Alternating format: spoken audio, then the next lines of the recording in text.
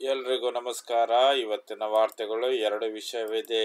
ಮೊದಲಿಗೆ ಉಪ್ಪು ತಿಂದವರು ನೀರು ಕುಡಿಲೇಬೇಕು ಅಂತ ಕಲಬುರಗಿಯಲ್ಲಿ ಹಾಸನದ ಸಂಸದ ಪ್ರಜ್ವಲ್ ರೇವಣ್ಣ ಅವರಿಗೆ ಈ ನೆಲದ ಕಾನೂನಿನಂತೆ ಶಿಕ್ಷೆಯಾಗಲಿ. ಉಪ್ಪು ತಿಂದವರು ನೀರು ಕುಡಿಯಲೇಬೇಕು, ತಪ್ಪು ಮಾಡಿದವರಿಗೆ ಶಿಕ್ಷೆ ಆಗಲೇಬೇಕೆಂದು ಕೇಂದ್ರ ಸಚಿವೆ ಶೋಭಾ ಕರಂದ್ಲಾಜೆ ಹೇಳಿದ್ದಾರೆ. ಸುದ್ದಿಗಾರರೊಂದಿಗೆ ಮಾತನಾಡಿದ ಅವರು, ಇಂತಹ ಘಟನೆ ನಮ್ಮ ಪಕ್ಷ ಯಾವತ್ತಿಗೂ ಸಹಿಸುವುದಿಲ್ಲ. ಈಗಲೇ ಎಚ್.ಡಿ. ರೇವಣ್ಣ ಬಂಧನವಾಗಿದ್ದು ತನಿಖೆ ಆಗಲಿ. ಈ ಪ್ರಕರಣದಲ್ಲಿ ಕಾಂಗ್ರೆಸ್ ಪಕ್ಷ ರಾಜಕೀಯ ಮಾಡಲು ಹೊರಟಿದೆ. ರಾಜ್ಯದ ಎಲ್ಲ ಸಂಸದರ ಬಳಿ ರಾಜತಾಂತ್ರಿಕ ಪಾಸ್ಪೋರ್ಟ್ ಇರುತ್ತದೆ. ಪ್ರಜ್ವಲ್ ರೇವಣ್ಣ ಹೇಗೆ ವಿದೇಶಕ್ಕೆ ಹೋದರು ಎಂಬ ಪ್ರಶ್ನಿಸಿದ ಅವರು, ರಾಜ್ಯ ಸರ್ಕಾರ ಏನೇ ಮಾಡುತ್ತಿತ್ತು ಎಂದರು. ರಾಜ್ಯ ಸರ್ಕಾರ ಏನಾದರೂ ಒಳ ಒಪ್ಪಂದ ಮಾಡಿಕೊಂಡಿದೆಯಾ ಎಂದು ಸರ್ಕಾರದ ವಿರುದ್ಧ ಆರೋಪ ಮಾಡಿದರು.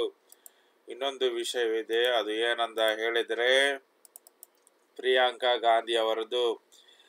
ಕಾಂಗ್ರೆಸ್ ನಾಯಕಿ ಹೇಳ್ತಾರೆ, ಕೋವಿಡ್ ಲಸಿಕೆ ತಯಾರಿಸುವುದನ್ನು ಕೇಂದ್ರ ಸರ್ಕಾರ ಒಂದೇ ಕಂಪನಿಗೆ ಕೊಟ್ಟಿದೆ.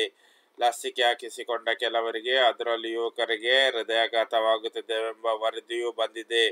ಅಂತ ಕಂಪನಿಯಿಂದ 51 ಕೋಟಿ ರೂಪಾಯಿ ದೇಣಿಗೆ ಪಡೆದಿದೆ. ಇಡಿಯಿಂದ ಕೇಸ್ ಹಿಂಪಡೆಯಲು ಹಾಕಲು ಎಲ್ಲದಕ್ಕೂ ಹಣ ಪಡೆದು ಕೇಂದ್ರ ಸರ್ಕಾರ ಭ್ರಷ್ಟಾಚಾರ ಎಸಗುತ್ತಿದೆ ಎಂದು ಪ್ರಿಯಾಂಕಾ ಗಾಂಧಿ ವಾದ್ರಾ ಕಾಂಗ್ರೆಸ್ ನಾಯಕಿ ಹೇಳಿದ್ದಾರೆ. ವಿಡಿಯೋ ಇಷ್ಟವಾದರೆ ನನ್ನ ಚಾನಲ್ ಲೈಕ್ ಮಾಡಿ, ಸಬ್ಸ್ಕ್ರೈಬ್ ಮಾಡೋದನ್ನು ಮರೆಯಬೇಡಿ.